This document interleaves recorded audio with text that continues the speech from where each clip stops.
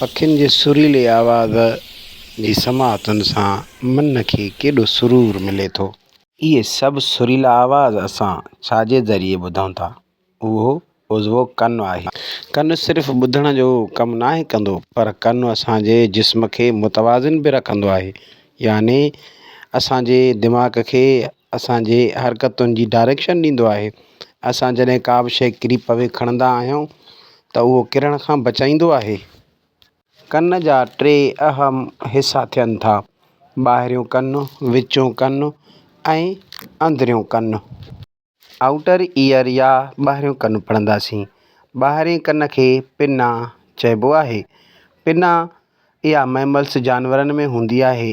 इहा फुनेल वांगुरु कमु कंदी आहे, याने आवाज़ जी लहरुनि खे कैच करे कन ॾे मोकिलींदी आहे।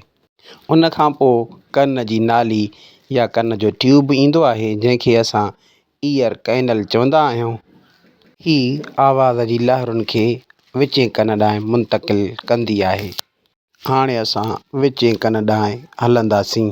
विचें कन जो अहम हिसो टिम्पेनिक मेम्ब्रेन या ईयर ड्रम याने कन जी दोलड़ी आहे।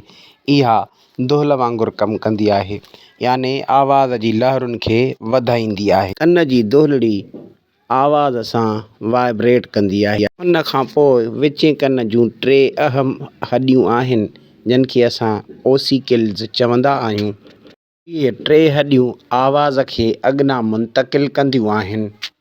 हॾियुनि जा नाला यादि करण जे लाइ मिस नेमोनिक आहे। एम ते मेलियस, आई ते इनकस ऐं एस ते स्टेप्स। मेलियस माना हथोड़ो, इनकस माना धमण या धवणी ऐं स्टेप्स माना कदम या पायदान। उन खां पोइ इनर ईयर याने अंदरियों कनु पढ़ंदासीं। अंदरें कन में जुलेबी जहिड़ी या कॉइल जहिड़ी का बनावट थिए थी, जंहिंखे कोक्लिया या कोक्लिया चइबो आहे। इहा कोक्लिया ई त आहे न जेका कन में ॿुधण जो कमु करे थी। इन कोक्लिया में ॿुधण वारा सेल हूंदा आहिनि। उहे आवाज़ खे दिमाग़ ॾांहुं मुंतक़िल कंदा आहिनि। छाजे ज़रिए? ऑडिटरी नर्व याने ॿुधण वारी तंत जे ज़रिए। इन कोक्लिया जे मथां 3 अधु-गोल बनावटूं हूंदियूं आहिनि, जंहिंखे सेमी सर्कुलर कैनल याने अधु-गोल वाह चइबो आहे। सेमी सर्कुलर कैनल ई त आहिनि न जेके असांजे जिस्म खे मुतवाज़िन रखनि थियूं ऐं निवड़ण वक़्तु असांजे जिस्म खे किरण खां बचाईंदा आहिनि।